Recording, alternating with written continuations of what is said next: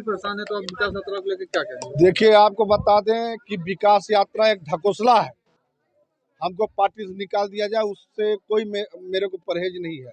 इसलिए नहीं है, आज दिन में हमारे देवसर विधानसभा में लगातार हरिजन एक्ट लोगों के ऊपर मुकदमा कायम हो रहा है।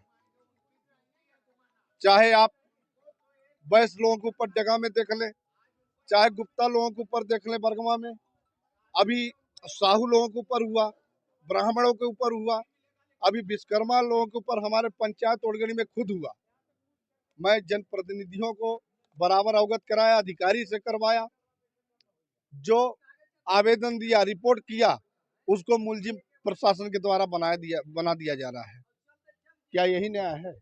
हमारे कहने का मतलब हम पिछड़ा वर्ग में पैदा हो गए, सामान्य में हो गए, तो हमको जीने का अधिकार नहीं है? मतलब हरिजन एक्ट लगवा के भैया तुम फांसी डायरेक्ट दिलवा दो। हमें पूरे जनप्रतिनिधि का कमी है, चाहे जो भी हो, हमें नाम टिपना नहीं चाहते हैं, मगर इसमें पूरी जो है प्रशासन बताती है कि जनप्रतिनिधि का दबाव के कारण आपके ऊपर हरिजन एक्ट लगाया जा रहा है। ये इसका 2024 में चुनाव होने वाला है, जनता जवाब देगी कि किस प्रकार से। अभी 100 लोगों के ऊपर बरगवा क्षेत्र थाने से लोगों के ऊपर मुकदमा कायम हरिजन एक्ट हुआ है। ये विकास यात्रा मात्र ढकोसला है। जब जनता का रक्षा नहीं कर पा रहे, हम भारतीय जनता पार्टी के महामंत्री बरगवा मंडल के और ग्राम ओड़गड़ी के सरपंच, हमें जो उचित बात बोलना है जनता के लिए मैं बोल रहा हूँ। इसमें अगर पार्टी गंभीरता से लेगी कि ये लड़का अपना दुख भरी कहानी अगर बता रहा है, गांव के लिए बता रहा है, जनता के लिए बता रहा है, अगर विचार करेगी तो रखेगी, ठीक है, और नहीं तो मैं इस्तीफा भी देने के लिए तैयार हूँ। इस जगह ऐसे पार्टी में रहने से क्या मतलब है? प्रतिदिन मेरे भाई को, मेरे चाचा को, मेरे काका को, मेरे परिवार को हरिजन एक्ट लगाया जा रहा है। इसमें कोई जनप्रतिनिधि सुनने को तैयार नहीं है। थाने में बात करो, टीआई से बात करो, एसपी से बात करो, तो बोलते हैं कि जनप्रतिनिधि का दबाव है। हम कहते हैं कि उस जनप्रतिनिधियों को सामने लाओ, क्यों भाई इस तरीके से करवा रहा है?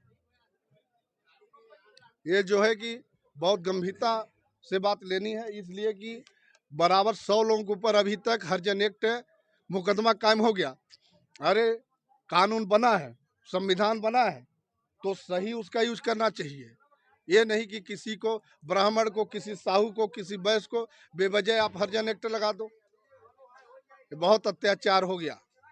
अब इसके बाद अत्याचार जो है कि यही जनता ही जवाब देगी, उसका अपने वोटों से जवाब देगा। अगर जनप्रतिनिधि समझना चाहते हो तो समझ ले, अन्यथा इसके बाद जो है उसका परिणाम 2024 को देखने के लिए बहुत ऐतिहासिक रूप से मिलेगा। के लिए धन्यवाद, आप सबको धन्यवाद। ये अपना जेपी पावर मझौली जो माइंस है, यहाँ पे काफ़ी दिनों से यहाँ पे शोषण जो है कि हमारे मझौली के जो विस्थापित लोग हैं उनका बराबर होता आ रहा है।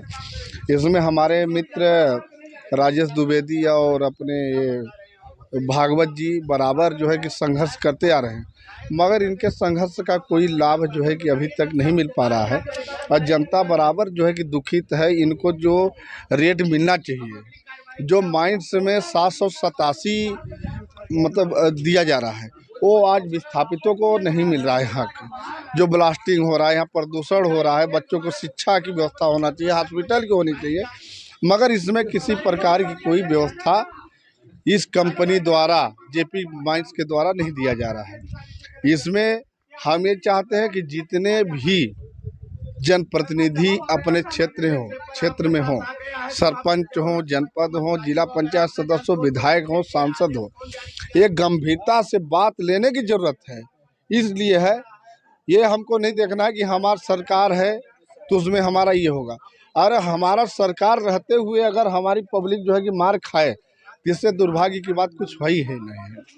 हमारा तो मानना है कि जब अगर जनता है तो हम हैं, अगर जनता नहीं है तो फिर ये नेतागिरी का कोई उद्देश्य नहीं है।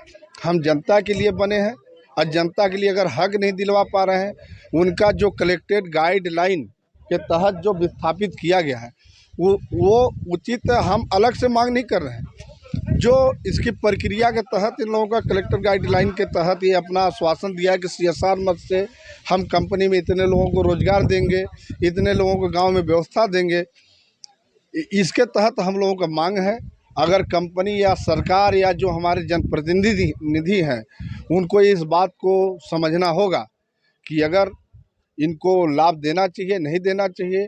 अगर दे रहे हैं तो ठीक है, नहीं आने वाले समय में 2024 विधानसभा चुनाव है, आने वाला समय में लोकसभा चुनाव है, और यही जनता, यही देवसर विधानसभा की जनता मुंह तोड़ जवाब देगी कि मतलब किस प्रकार से। हाँ, पार्टी में महामंत्री हैं, मगर किस काम का महामंत्री, किस काम का सरपंच, जो हम अपने जनता के लिए अगर नहीं लड़ पा रहे हैं, नहीं दिलवा पा रहे हैं, कंपनी के चंगुल में फंसे हुए हैं।